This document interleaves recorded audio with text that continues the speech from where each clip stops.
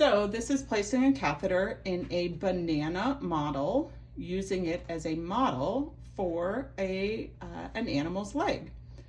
We have our catheter. We have a flush syringe that should be labeled, a pre-flushed T-port. Now what that means is that we have to go through and flush that T-port ourselves. So once we open it up, we will use the flush the T-port, and then clamp it off. And we have alcohol wipes here. Sometimes, depending on the catheter, you might need betadine scrub or chlorhexidine. It just depends. Usually for a short-term catheter, alcohol wipes are enough. We then have a banana as our model, and we have 3 pieces of thin tape. And now we're going to go through with some of the questions that might get asked along the way. It's fine. You're doing great. Child.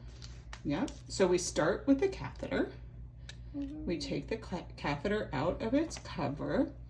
And one of the first things we'll do, actually, I take that back. The first thing we're going to do... Rewind. Throw it in reverse, Tara. Throw it in reverse. We're going to wipe down we'll shave, and then we'll wipe down our site. Excellent job. Do you want to do all of them? No, you don't have to do all of them. Then we're going to grab our catheter, and we will remove the catheter from the cover.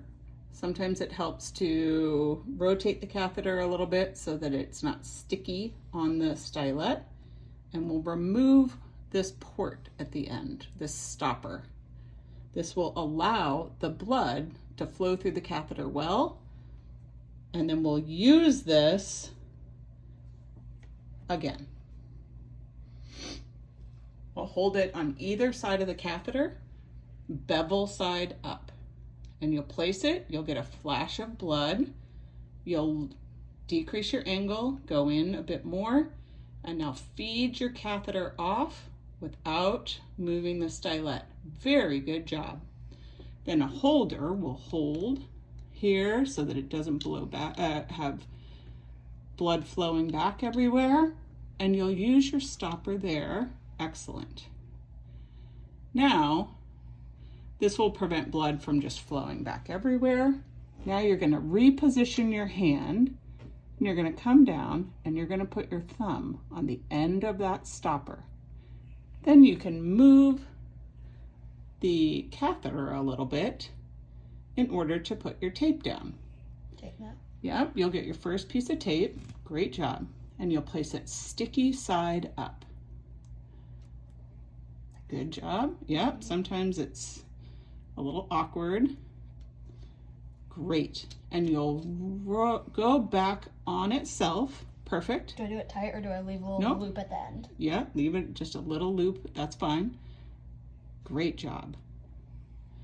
And you're back on the catheter itself. So the blue portion of the catheter, or the pink portion, or the yellow portion, depending on the catheter itself.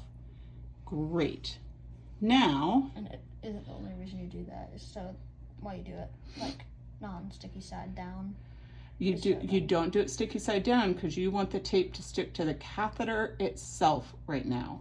You are holding that catheter in place. So then you can grab other things as well. So now if this patient pulled its leg back, that catheter would not be lost. Now you will grab your T-port. Great. Yep. And you're going to have a holder to help you. And you take the end off of the T-port. Do I take the holder off? No. And now you're going to take the little stopper off. Great.